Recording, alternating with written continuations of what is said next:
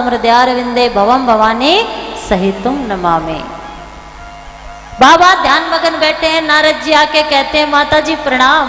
और जैसे ही प्रणाम किया तो माँ जी मुस्कुराई और बोली नारद जी कई दिनों के बाद आना हुआ, बोलना पड़ेगा महाराज। तो नारद जी कहते हैं क्या करें, सारे संसार का भ्रमण किया, पाखंड निरता संतो जहां देखो पाखंडी पाखंड है, गृह गृहस्थी में कलह छिड़ी हुई है। हाथ उठाना जरा जिनके घरों में झगड़े होते हैं पति पत्नी के। नहीं होते? नहीं होते? अगर होते तो उपाय बता देती, नहीं होंगे। और नहीं होते तो ठीक है कथा कह लेते हैं। नहीं होते झगड़े फिर तो अच्छे हैं आप, बोलिए ना राधे राधे, बोलना पड़ेगा। क्या करे माता जी, ना संत रहे ना गृहस्थी रहे, दीवार बिगाड़े यारो और काम बिगाड़े, कुछ तो बोल दिया करो।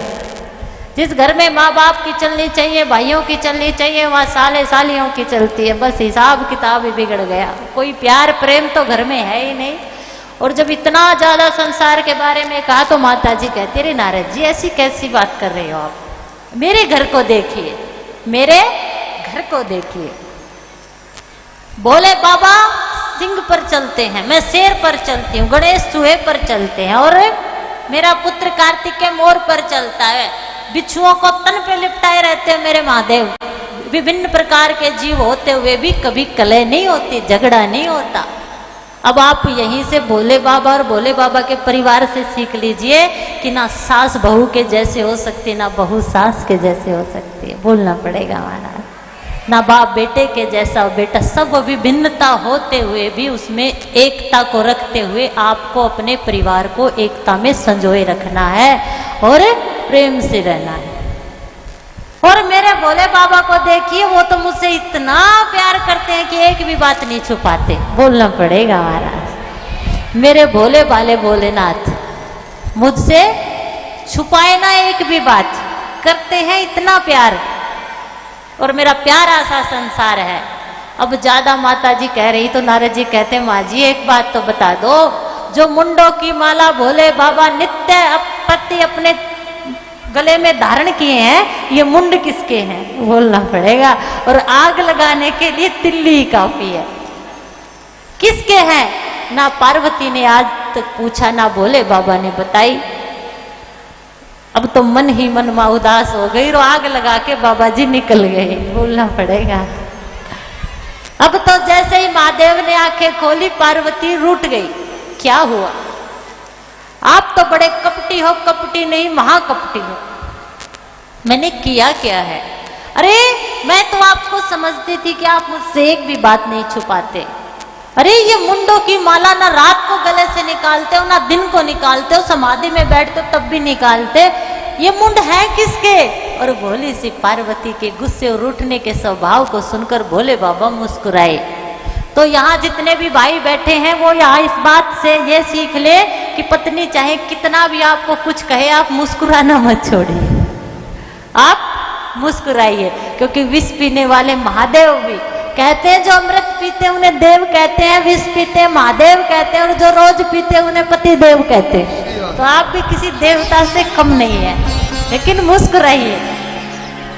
इनका स्वभाव है, स्वभाव नहीं बदलने वाला। बस आप मुस्कुराते रहिए, इस जहर को पीते रहिए और जीवन की गाड़ी को चलाते रहिए, बोलना पड़ेगा।